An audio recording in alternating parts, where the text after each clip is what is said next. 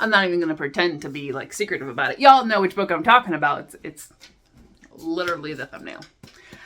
So yeah, Fate Be Changed. I finally got to read it, and it was great. I really enjoyed it.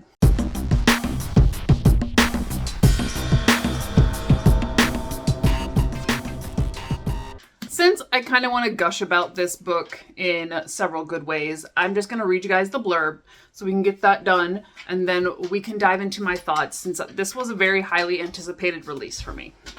Sorry about the clickety-clacks. The dog has to lay under the chair. But here we go for the blurb with the premise.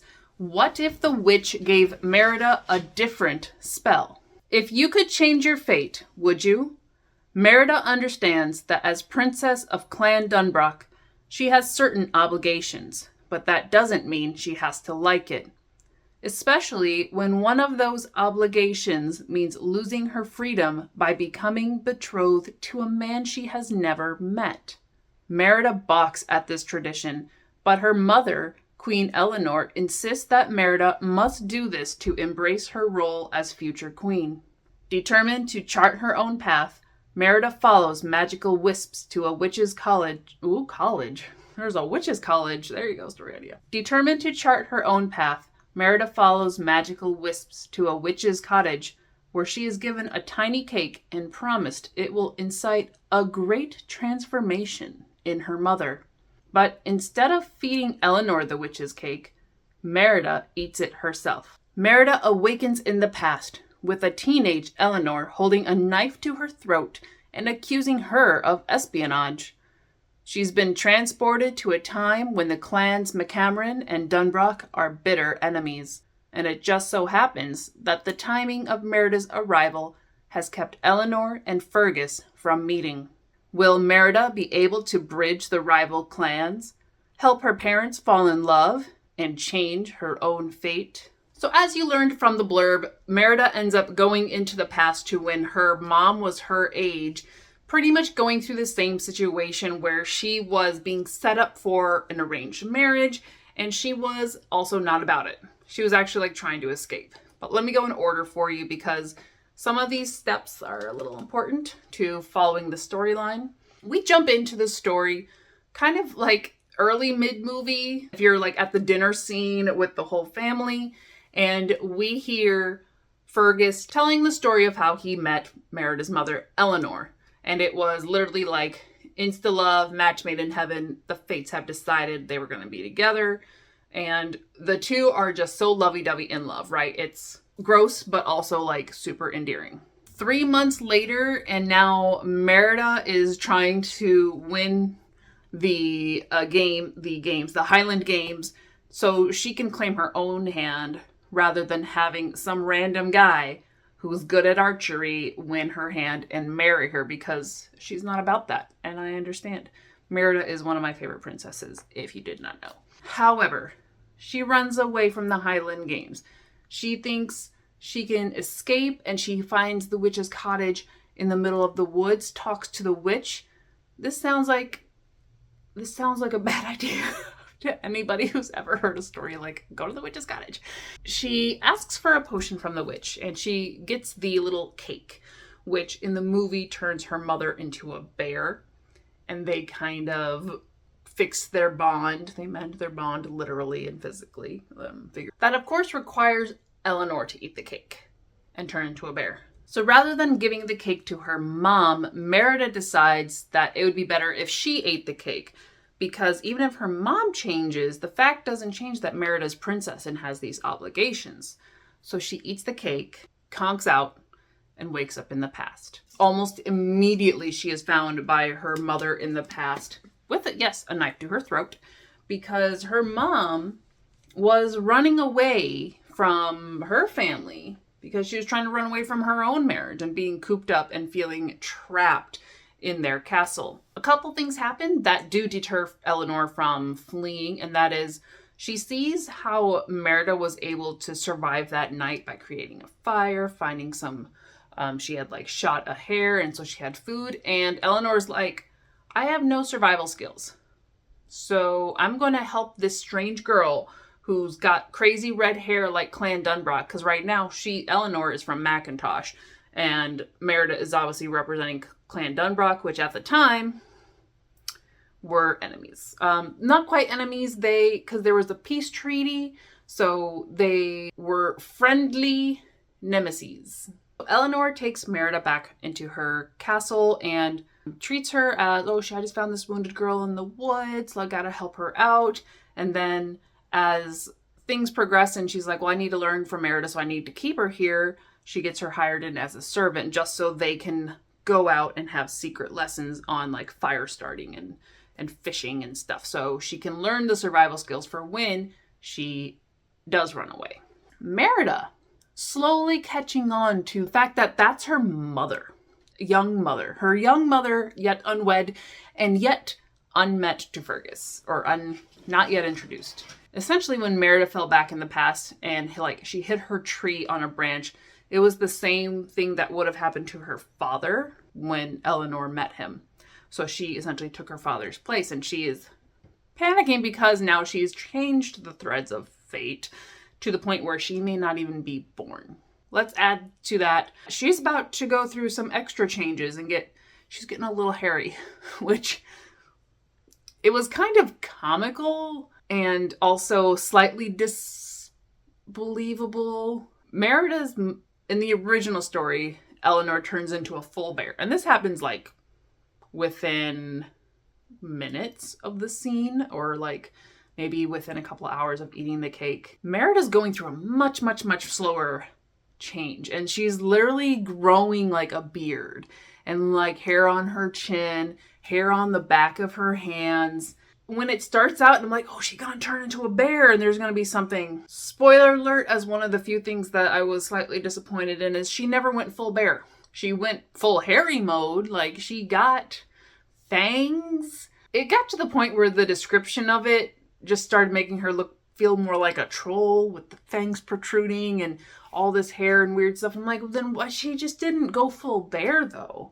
And she was still very, even though she was supposed to be like losing a lot of her human facilities up through the end and her trying to like stop the curse essentially, she's still very lucid as a person. So not the strongest point of the story by any means. However, it does add a little bit of drama because while Merida's working as a servant, she's going through different jobs, but she has to keep her hands covered. So you try doing dishes with your hands in gloves. You try doing things with your nails poking through, having to shave your face every morning. Like, she was going through a lot of struggles that didn't quite affect. Maybe it added a little bit of I'm hesitant to say that it added to the stakes because we found out the same time as Merida that if she didn't fix things and have her parents together and get out of the time by the summer solstice, which aligned with the Highland Games, then she was screwed. So like we already had pretty high stakes. Her not quite turning into a bear, just turning into a hairy troll lady. It added something. I don't think it added too much though. Anywho, moving on. So while Merida and Eleanor are out training, they happen to come across Clan Dunbrock, who has this small little party camping outside the castle because they had originally come to deliver a message, but they're sort of like spying first, not on castle or the Macintosh kingdom, but they've heard of a threat from outside. So they're spying so they can try to avert it because, yeah, maybe they're not as well liked, but they're still part of the overarching clan system. So they're gonna protect their king. Immediately, Fergus and Eleanor are in that like hot, cold tension where she's she's not necessarily pretending. She is being like proper and judgmental. And he's just showing off like how good of an archer he is and how strong he is and kind of teasing her. So it's like right off the bat, there's that level of romance building, which of course Merida's like, heck yes. Yeah, you definitely like him. You should go for it. And then, trying to like convince him that, a marriage alliance with Macintosh would make Dunbrock stronger, and just playing both sides. Honestly, Merida probably didn't even... she needed to be there like for some initiating sequences, but a very strong scene between Fergus and Eleanor is when they go into town disguised as a preacher and his wife in order to investigate and try to get some ideas on who the outer threat could be. So they're already like fake dating. It was meant to be. It was meant to be. There was not too much of a will they, won't they, because it really felt like it was going in that positive direction. The only other competition, well, I guess there was Eleanor running away from all the responsibility of marriage entirely. She still wanted to do that for most of the story. She wanted to get out and live her own free life. But aside from that, her like betrothed from birth was a dirtbag. A very, very just unlikable, arrogant man who was also conniving and planning things behind her back. Needless to say, because I think I'm getting very close to like telling you how things go. And I don't want to spoil it because I do think it's worth the read. The character voices felt very true, which is one thing Farrah Rashan does very well, is like Merida felt like Merida. You could hear her voice, you could see her mannerisms, that sort of like impulsive, slightly obstinate, maybe didn't think things through Merida is in here, but also the opposite of her more controlled mother and her boisterous, but he's skilled. He can show off his skills father. Like, it was great. Young Fergus was a fantastic romantic partner, romantic interest. So it was really nice to see Eleanor and Fergus in their youth. I have read Bravely as well, which is by Maggie Stiefvater. And this story takes place after the events of the movie. So after Merida's already kind of got her right to do what she wants in a way. And this one is more of a romance. I mean, it's maybe a slow burn romance. Romance isn't the primary. It's definitely going through the fantasy. And Merida, in a different way, mending bonds with her family, but creating stronger relationships with her brothers in particular, which I really, really loved. And then there is a romance here that is more for Merida, whereas this is more romance building between Merida's parents, Eleanor and Fergus. So I definitely recommend both of them if you enjoy Brave. Also, the short story, come here. Within the Twisted Tale anthology, there is a Brave short story, which is really just about her three brothers. And I really like her brothers as characters. So I really like that short story as well. If I were to compare these two, I'd say this one is more fun in a like different variety of adventures. I think the stakes they felt a little bit higher in this, but also there was more mystery to it. And then the romance was super adorable and earned. This one is fun in a different sense, like a Parent Trap. It's like Freaky Friday meets Parent Trap meets Brave. It's that kind of fun where it's the hijinks of like your parents getting together and switching roles, but just seeing things from a different perspective. The romance between Eleanor and Fergus was cute. There were stakes that were decently high, and then there were certain elements that I just make her a bear. It was super fun. I was not disappointed. Definitely read Bravely because I did like this one a little bit more. It's so much fun.